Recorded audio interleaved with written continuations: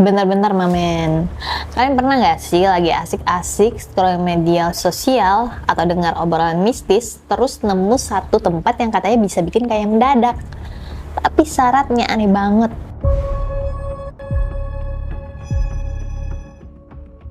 Kayak nggak masuk akal dan bikin geleng-geleng kepala. Nah, pas banget nih, hari ini aku mau ngajak kalian semua buat duduk bareng. Kita curhat-curhat santai tapi agak berat nih, karena apa yang bakal aku bongkar hari ini benar-benar bikin aku mikir keras semalaman. Coba bayangin deh, ada sebuah tempat ziarah yang awalnya adalah makam suci seorang tokoh penyebar agama Islam. Narasi di masyarakat seragam. Tempat itu malah dicap sebagai tempat persugihan esek-esek.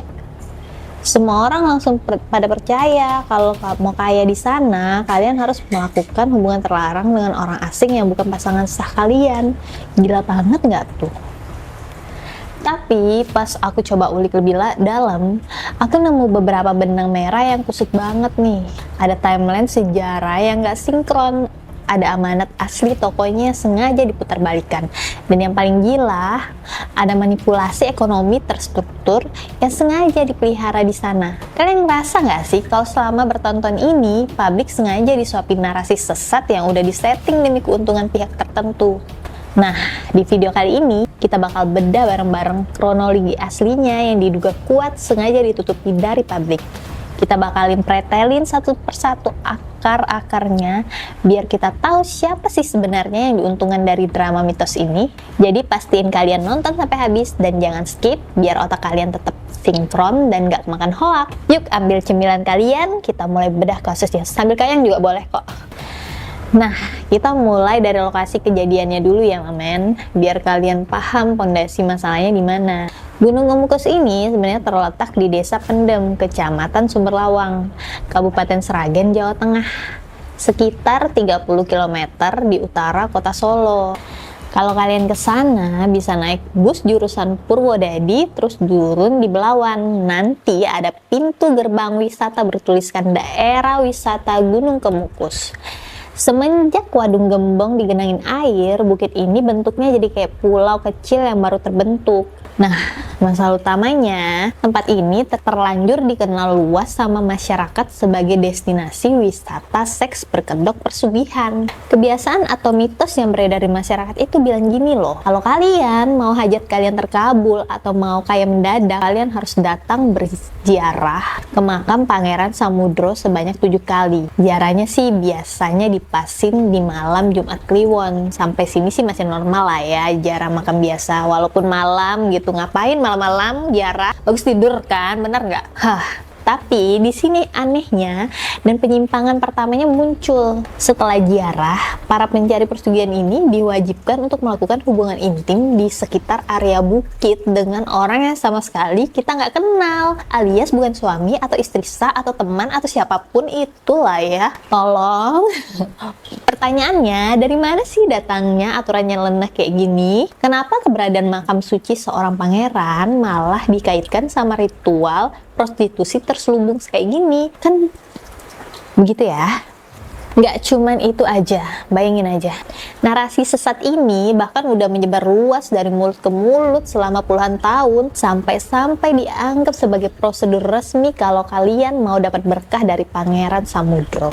Dari sini aku langsung mikir, wah, gak beres nih pasti. Ada kekuatan ekonomi dan manipulasi narasi yang lagi main bersih-bersih di balik layar. Masalah utamanya itu bukan cuma soal cerita mistisnya loh Mamen, tapi gimana sistematisnya. Cara informasi keliru ini disebarkan secara masif sampai publik dipaksa percaya sama satu versi ritual yang salah ini, sementara fakta sejarah yang asli sengaja dikubur hidup-hidup sama mereka. Sama oknum ya, tidak tahu sama siapa. Oke, nah sekarang coba kita pakai kacamata yang agak beda ya. Jangan cuma lihat apa yang kelihatan di permukaan mistisnya aja, tapi coba kita analisis dari sisi psikologis, motif dan sejarah aslinya.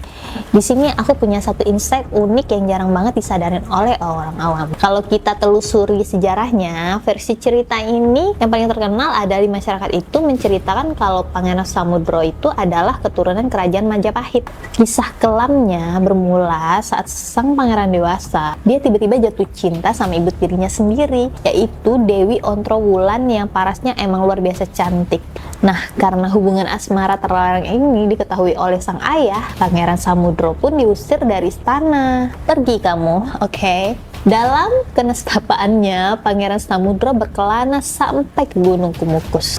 Dewi Ontrowulan yang mendengar kabar itu pun akhirnya menyusul. Nah, menurut legenda versi masyarakat ini, mereka berdua berniat melanjutkan asramanya di bukit tersebut. Tapi sialnya, sebelum sempat melakukan hubungan intim, mereka malah digebek oleh warga sekitar, dirajam hingga tewas. Lalu jasadnya pun dikubur dalam satu liang lahat di Gunung Kemukus. Konon, sebelum napas terakhirnya, Pangeran Samudro bersabda, "Siapa aja yang bisa melanjutkan hubungan suami istri kami yang belum sempat terlaksana ini, maka seluruh permintaannya akan dikabulkan." Nah, tapi ini dia insight aku Mamen. Cerita itu besar kemungkinan adalah cerita yang sengaja diciptakan atau dimodifikasi secara radikal untuk melegitimasi praktek prostitusi. Kenapa aku bisa bilang gitu? Karena kalau kita pakai logika akal sehat, nggak ada kan seorang penyebar agama Islam yang bakal meninggalkan maksiat serendah itu. Kisah perselingkuhan ibu dan anak ini sengaja dihembuskan sebagai taktik pembunuhan karakter terhadap sejarah Pangeran Samudro agar masyarakat merasa legal secara spiritual untuk melakukan tindak asusila di sana demi uang.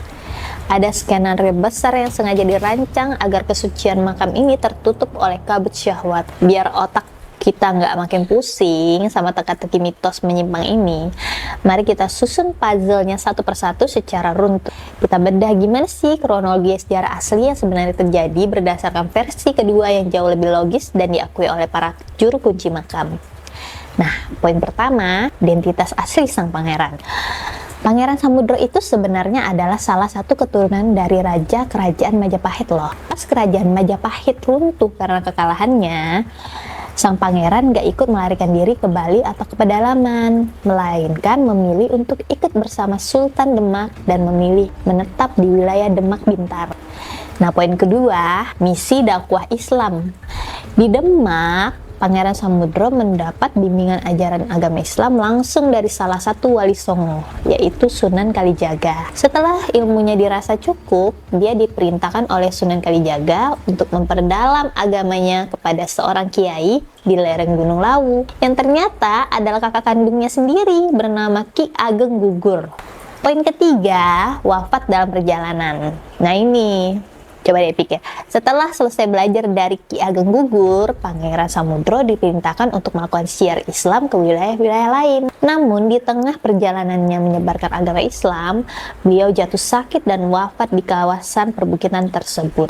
Atas petunjuk dari Sultan Demak, jasad beliau dimakamkan di atas bukit yang kemudian hari dikenal sebagai Gunung Kemukus karena sering mengeluarkan kabut asap. Nah, poin keempat, wasiat yang sebenarnya nih. Menurut penuturan salah satu penjaga makam bernama Ki Wandi, wasiat asli Pangeran Samudro itu sebelum wafat sebenarnya berbunyi, siapa saja yang nanti datang berziarah ke sini harus mempunyai hati yang senang, percaya dan mantap, seperti layaknya orang yang akan datang berkunjung ke rumah kekasihnya. Kalian perhatiin baik-baik deh Mame, kata berkunjung ke rumah kekasih dengan hati yang mantap, itulah yang sengaja dipelintir maknanya oleh oknum-oknum pencari cuan. Kalimat kiasan keikhlasan berziarah disalahartikan secara ekstrim menjadi keharusan melakukan hubungan intim dengan kekasih atau orang lain. Sepintar itu oknum zaman dulu membelokkan syariat menjadi maksiat demi memancing kedatangan massa. Sebenarnya fenomena pergeseran mitos demi motif ekonomi kayak gini tuh terbukti secara ilmiah Mamen. Gak main-main loh, kejanggalan mitos persugihan Gunung Kemukus ini bahkan sempat menarik dunia akademis sampai diteliti langsung loh oleh mahasiswa dari Universitas Gadjah Mada, Yogyakarta.